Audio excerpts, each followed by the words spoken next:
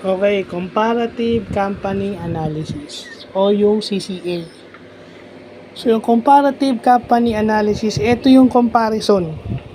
Ito yung valuation method na kung saan kino-compare yung stock market prices ng similar companies in the market. So, halimbawa, pareho silang company, magkalaban silang company sa isang market, at pinagko-compare yung kanilang stock market prices. So, yun yung comparative company analysis.